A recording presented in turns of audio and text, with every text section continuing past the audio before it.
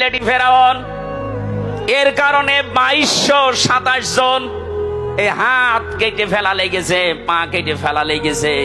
কারণ এমন ভাবে গুলি করেছে, গুলি বের করার জন্য পা কেটে ফেলা লাগবে। 7 জনকে বিকলাঙ্গ করার কারণে যদি ফেরাউন ইতিহাস হয়ে থাকে, 2227 জন মানুষের হাত, পা, চোখ, এমনকি অন্ডকোষ পর্যন্ত উড়ে গেছে।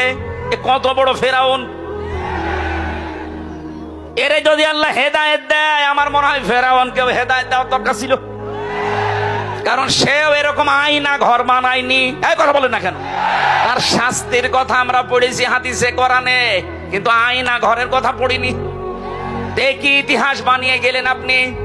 হয়তো আপনি আর 5-7 বছর 10 বছর পরে মরে যাবেন, কিন্তু কিয়ামত পর্যন্ত আপনার নামটা মানুষ নিলেই ফেরাউনের মতো, হামানের মতো ঘৃণা করে নেবে।